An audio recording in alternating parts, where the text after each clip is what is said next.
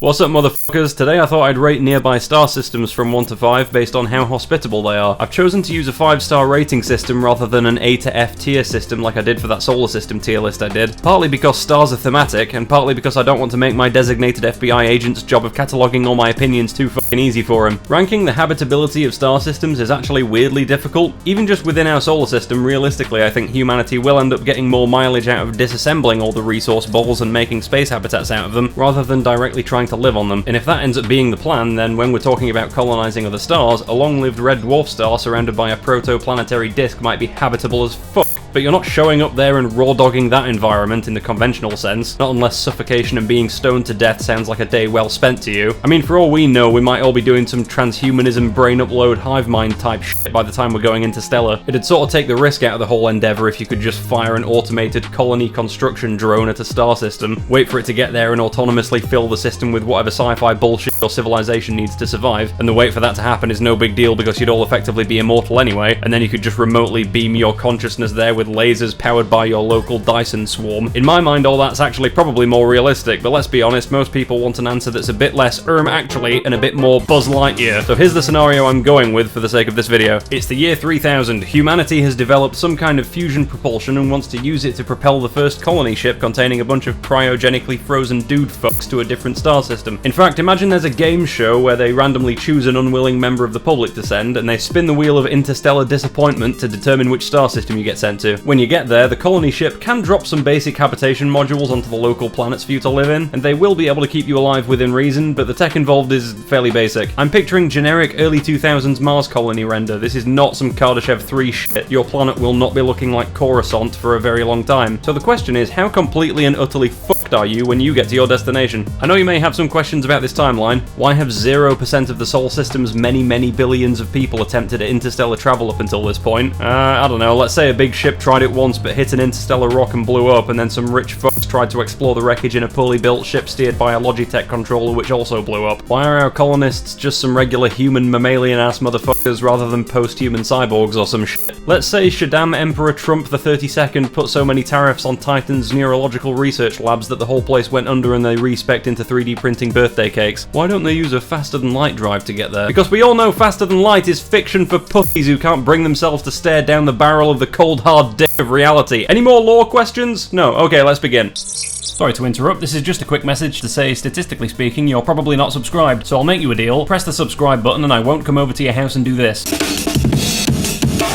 Alright, thanks, back to the video. Alpha Centauri. If we say we can hit about 10% of light speed with our interstellar colony ship, and that it takes about 5 years to accelerate up and decelerate down from that speed at either end, we could expect to be at Alpha Centauri in about 50 years. First off though, we're going to have to be a bit more specific. Alpha Centauri has 3 stars which are all hilariously spread out, as anyone who's ever played Elite Dangerous will be aware. Alpha Centauri A and B orbit each other at a distance that varies between the distance between the Sun and Saturn and the distance between the Sun and Pluto, which is actually very close because Alpha Centauri C is about 1/5 of a light year away from the other two. You might know Alpha Centauri C is often called Proxima Centauri because it's the closest star to the Sun of all. But did you know that the other two also have individual names? Yeah, they're called Rigel Kentaurus and Ptolemy. A lot of them sound like 3 stoned wizards in the setting of a Dungeons and Dragons campaign. Whilst there might be planets around Alpha Centauri A or B, there's none so far definitely confirmed, and there might be more than one around Proxima, but there's only one confirmed so far, and it just happens to be an Earth-ish sized one in the habitable zone, which is pretty fucking sick. An Earth-sized, maybe habitable-ish planet on our cosmic doorstep. Sucks that it's orbiting a red dwarf, so you'll be taking solar flares to the butthole on a daily basis, but it's still pretty lucky by cosmic standards. 4 stars. Bernard Star. We hope you enjoyed the 70-year journey to get here. Unfortunately, there's only one confirmed planet in this solar system, and its average surface temperature is 127 degrees Celsius. If it's tidally locked, you could maybe live a fairly depressing existence on the permanently dark side. Whilst there are potentially other planets in the system, we aren't sure yet, and we can't rely on them being there if they maybe actually aren't there. We don't do maybes on this channel, so until they're confirmed, I'm afraid there's only one planet as far as I'm concerned, and you're going there, and it's a bit shit.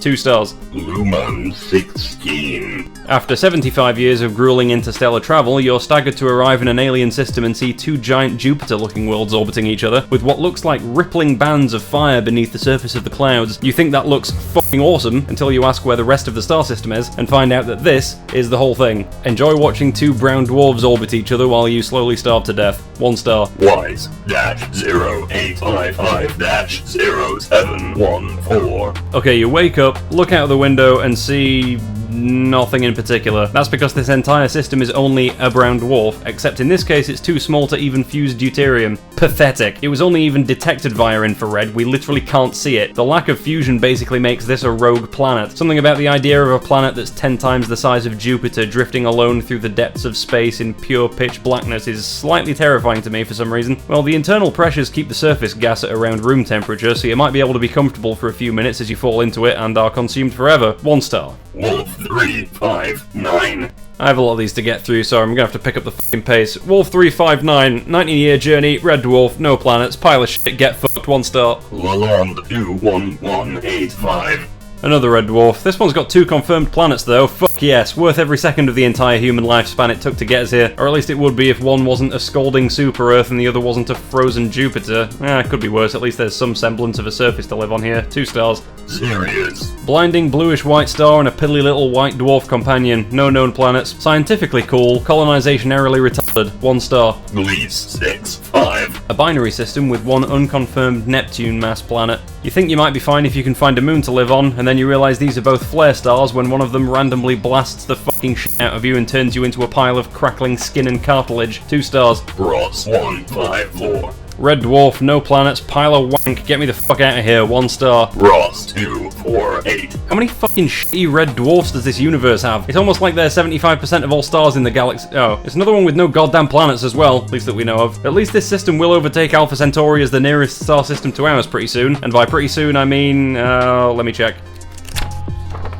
80,000 years from now. God fucking damn it, 1 star. Epsilon Eridani. I'm gonna start not feeling bad about skipping the shitty systems. This one's pretty cool though. Epsilon Eridani is a vaguely sun-like star, bit smaller and orangier coloured than our big heckin' golden boy. It's got a bunch of dust belts around the star with at least 1 confirmed planet with about half the mass of Jupiter. It'll be cold there, but I don't know, dog. I think you could make it work, if it has some decent moons. Between that and the resources from the dust belts, you could probably set up your own interstellar civilization there within a few thousand years, provided you bring some middlingly fuckable people with you. At only a 115-year journey away, I'd say that's worth the trip. 3 stars. Ross 128. Another fucking red dwarf. This one has a planet though, and it's on the inner edge of the habitable zone, which means it's probably cool enough to have liquid water there, but it's still pretty warm, so it sounds pretty fucking sick. I'd move there voluntarily. Oh really, Zan? You'd move to the fucking desert planet 11 light years away, would you? You'd leave the perfect planet, would you? Yeah? What you fail to understand is I have to live on the British part of the perfect fucking planet. I haven't seen the sun for 34 years, which is impressive considering I'm only 28. Pretty sure I'd stay drier and increase my vitamin D levels living in a houseboat on planet fucking Camino, so yeah, sign me up for any of the above. But most of these places would at minimum give you horrible skin cancer. I would relish the challenge. 3 stars.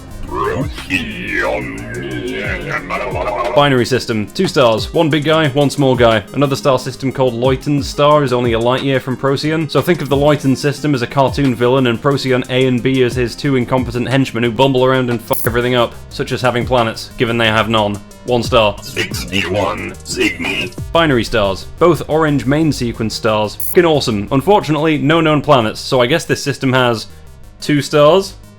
Did you award it that just so you can— Shut the fuck up! Groombridge 34. Groombridge 34, so called because the guy who discovered it liked to slowly befriend bridges until they'd let him fuck them. Or maybe it's a different reason, I'm just connecting the dots. It's a system of binary flare stars. One of them has 2 known planets, but one's a hot super Earth and the other's a cold Neptune-esque looking thing. I don't know, sounds like a volatile, slightly unnecessary place to be. It's basically space Israel. Ho ho ho ho! Edgy joke! I could lean into that one and give it 1 star, but all things considered I have to imagine a 2-star solution is the only way forward. No, next! Epsilon Indy. Epsilon Indy, an orange main sequence star and a sensual 3-way with 2 brown dwarves. I could make a joke about having a 3-way with 2 brown dwarves, but they'd be beneath me. That'd be beneath me. There is a planet around the main star, but it's a cold gas giant again, so potentially some saucy moon action going on, but you're not hanging out on a nude beach there anytime soon, so I'll give it 3 stars. Tau Ceti. The closest G-class star, like our sun. The G stands for gamer. 130 years travel away in our spaceship. There's substantial evidence for at least 4 planets. In fact, there's actually a total of 8 unconfirmed planets here, some of which are gas giants, some of which are super Earths. There's about 10 times more general dust and debris in the system than Sol, so we might expect the planets to undergo a lot more impact events than we have to deal with. That said, the star is lighter and less active than ours, so I guess hypothetically it's less dangerous than our system in terms of solar flares and shit.